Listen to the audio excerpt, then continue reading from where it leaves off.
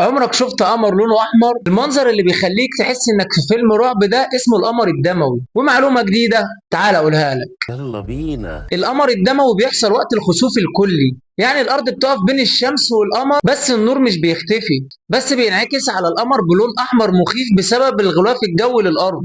بس عارف الغريب بقى؟ الظاهرة دي زمان كانت بتخوف الناس، كانوا بيعتقدوا انها كارثة او غضب من الاله، انما دلوقتي احنا عارفين انها مجرد علم وطبيعة، لكن بيفضل شكلها اسطوري. ظاهرة القمر الدموي دي او الخسوف الكلي بتحصل كل فترة، يعني لو فاتك المرة دي ما تقلقش، في فرصة تانية.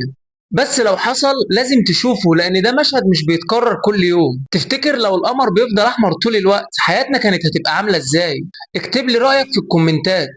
ولو الفيديو عجبك دوس لايك واشتراك عشان يوصلك كل حاجة غريبة ومثيرة زي كده. وإذا كان المال هو سبب غرورك فقبور أجدادنا كانت من الذهب، وإذا كان التاريخ هو سبب غرورك فالتاريخ ذكر إننا أصحاب 7000 سنة حضارة وطب وتحنيط وفلك وهندسة وحروب. بص يا صاحبي، مفيش حاجة اسمها تخسر حد، الخسارة الوحيدة الحقيقية هي نفسك وصحتك. ومعلومة جديدة تعال أقولها لك.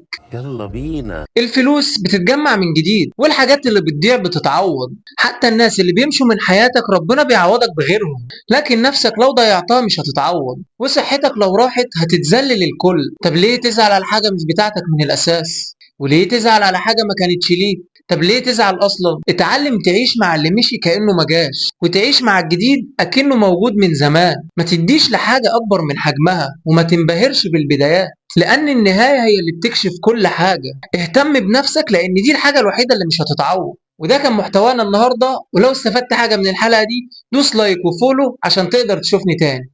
في معلومات لو وقعت في ايدك حياتك ممكن تتقلب وممكن تدمر العالم حرفيا. تعال نعرف اخطر 5 معلومات في العالم، ومعلومه جديده تعال اقولها لك. يلا بينا. تخيل انك تعرف تركيبة سم اسمه الريسين، ونقطة واحدة منه ممكن تموت انسان في دقايق، والمعلومات دي موجودة بس في ملفات سرية. طب تعرف ان في فيروسات تم تعديلها في المعامل عشان تدمر مدن كاملة؟ تخيل بقى ان لو حد عرف يطلعها للعالم، ده مش فيلم خيال علمي، ده واقع. وفي ثغرات لو حد استغلها ممكن يسرق مليارات من البنك في ثواني، وعشان كده المعلومات دي محمية اكتر من الذهب والفلوس اللي في البنوك. طب تعرف ان تركيبة القنبلة النووية لو انتشرت حرفيا هتبقى نهاية العالم، وعشان كده الاكواد دي تحت حماية جيوش كاملة، وفي تقنيات بتقدر تتحكم في افكارك من غير ما تحس، ولو وقعت في ايد حد غلط ممكن الشعوب كلها تبقى لعبة. تفتكر لو كل المعلومات دي كانت اتثبت للناس كان ايه اللي هيحصل؟ اكتب لنا في الكومنتات ايه هي اكتر معلومة خوفتك. وده كان محتوانا النهاردة، ولو استفدت حاجة من الحلقة دي دوس لايك وفولو عشان تقدر تشوفني تاني. وحشين من اخطر الوحوش على مر العصور، ومعلومة جديدة تعال اقولها لك. بص يا صديقي، عايزك تتخيل معايا كده وحشين من اخطر المفترسين في تاريخ المحيطات، الاوركا والميجاليدون. مين فيهم كان يكسب لو اتقابلوا؟ الاوركا الحوت القاتل، طوله من 6 ل 8 امتار ووزنه حوالي 6 طن. انما الميجالودون بقى، ده بقى كان وحش حقيقي، طوله بيوصل ل 18 متر ووزنه 50 طن، يعني اكبر من الاوركا 3 مرات في الطول و8 مرات في الوزن. الأوركا عظمته قوية جدا، حوالي 19 ألف نيوتن، بس الميجالودون كان عنده أقوى عضة في التاريخ، 108 ألف نيوتن. حرفيا كده كان بيكسر عظم الحيتان زي البسكوت. بس هنا اللعبة بتتغير.